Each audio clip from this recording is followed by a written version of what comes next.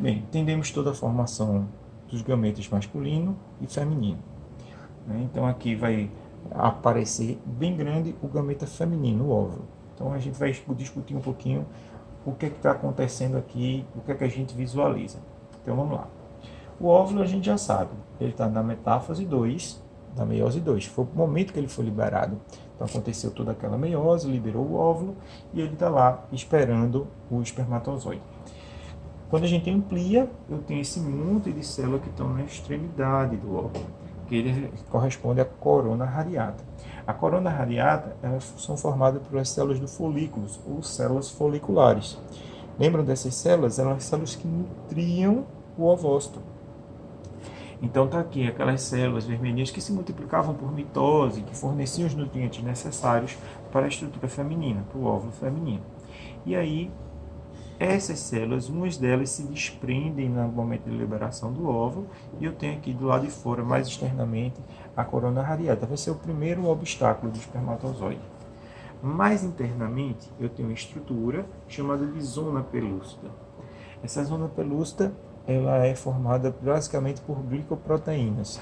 São secreções, tanto das células do folículo como do próprio óvulo, e eles formam como se fosse uma caixinha protetora daquele óvulo.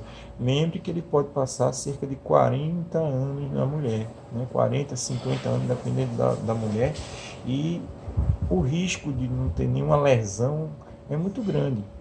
É fácil que tenha lesão. Então, aquela célula, como eu não tenho outra, eu tenho que proteger ao máximo aquela célula. Então, ele faz essa capinha protetora, que é a zona pelúcida. Por isso que eu botei aqui proteção contra danos mecânicos. E ela é glicoproteica, ela não é formada de células como a corona radiata. Tá? A corona radiata é toda de células, e essa daqui é uma glicoproteína, uma proteína. Embaixo disso aqui eu tenho a membrana plasmática. Tá? A membrana plasmática ela não tem muita coisa para comentar agora. O que eu tenho que comentar é embaixo dessa membrana plasmática eu tenho uma série de bolinhas. Essas células de bolinhas são chamadas de grânulos corticais. Eles são derivados do complexo de Golgi. Veja que no sistema masculino, o complexo de Golgi ele forma o acrossomo, que origina toda a cabeça do espermatozoide e está cheio de enzimas ali dentro. Aqui no feminino, eu tenho um complexo de Golgi responsável pela formação desses grânulos corticais. Ainda como observação em relação ao óvulo, eu tenho aquela estruturinha resultado da primeira divisão meiótica, que é o globo polar ou corpúsculo polar. Você pode até estar perguntando, são duas divisões, não era para ter outro? Não, porque está em metáfase 2 e a meiose não foi concluída. Então eu só tenho duas células. Essa daqui está em metáfase 2, é a grande, e essa daqui, ela teoricamente está lá em telófase 1, porque a chegada é polos opostos, ela se reorganiza, ela não dá continuidade na divisão meiótica. Então, o glóbulo polar, o corpuscular, célula não utilizada para dar continuidade na meiose. Esse óvulo foi liberado, está lá esperando o espermatozoide, aqui está chegando o espermatozoide. Então, é o processo de fecundação, o que é que vai acontecer? Então, eu tenho o primeiro obstáculo do espermatozoide é justamente aquelas células da corona radiata, aquelas células derivadas de células do folículo. E aí, para atravessar, eu preciso utilizar as enzimas que estão localizadas dentro do acrossomo. Esse acrossomo agora, ele vai estourar. Não existe tempo suficiente para a gente liberar com uma proteínazinha de saída, que saísse devagarzinho aquelas substâncias. Eu preciso liberar de forma muito rápida. Aqui é uma corrida contra o tempo, porque senão quem vai ganhar é o outro espermatozoide. Então, para liberar de forma muito rápida, ele estoura, ele explode a cabeça, aquele espermatozoide, ele tem o acrossomo totalmente aberto e libera as enzimas. Essas enzimas elas vão permitir que afaste as células da corona radiata para o espermatozoide conseguir passar. O segundo obstáculo vai ser a zona pelúcida. Lembre que ela não é feita de células, ela é glicoproteica. E aí são lançados novas enzimas que estão lá nesse período, né, nessa liberação de enzimas.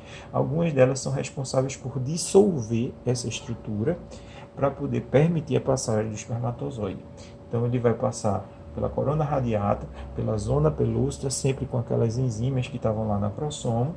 A partir da entrada, ele vai encontrar a membrana plasmática e exatamente embaixo da membrana plasmática eu tenho os grânulos corticais.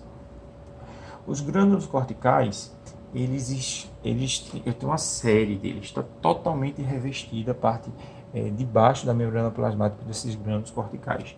A partir do momento que um grânulo cortical desse é estourado, ele vai lançar substâncias para o glânulo cortical que está ao lado, que também vai estourar. Então, na verdade, eu tenho em milissegundos uma reação em cadeia aqui, como se fosse um monte de pedrinha de dominó que a gente aperta o dedinho e ela sai caindo. Aqui vai acontecer a mesma coisa. A partir do momento que um grânulo cortical foi estourado, esse estoura, em poucos milissegundos eu tenho todos os grânulos corticais estourados. Esses grânulos corticais estourados liberam a substância que mudam a característica química, mudam a estrutura dessa zona pelúcida e elas impedem a entrada de novo espermatozoide.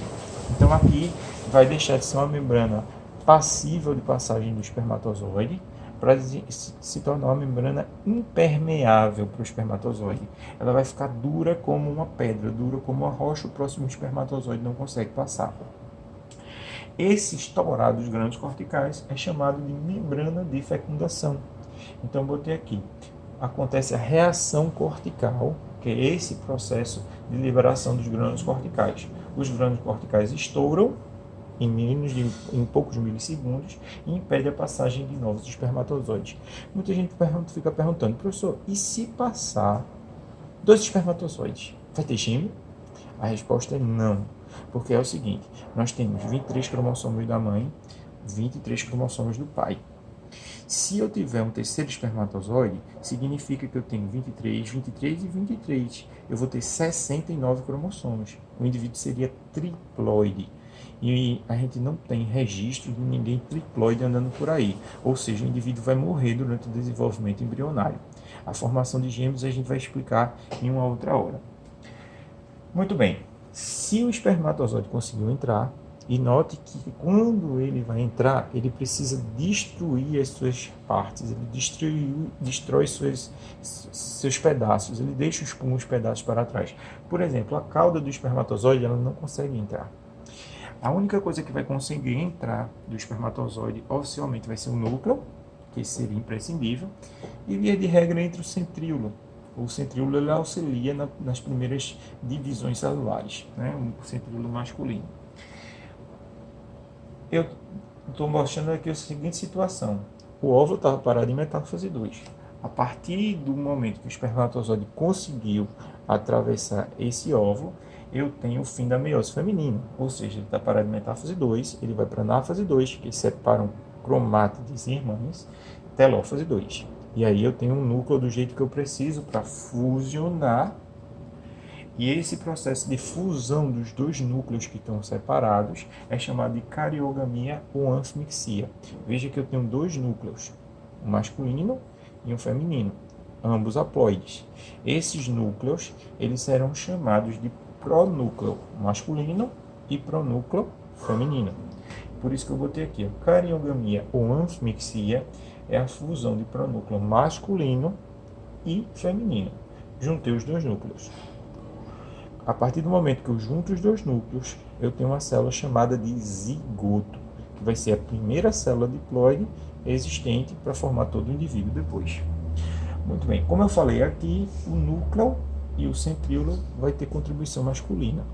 O centríolo ele é formado através de proteínas que vêm do núcleo. Então, oficialmente, o meu centríolo ele é meu, resultado da combinação do meu pai com a minha mãe, das minhas células.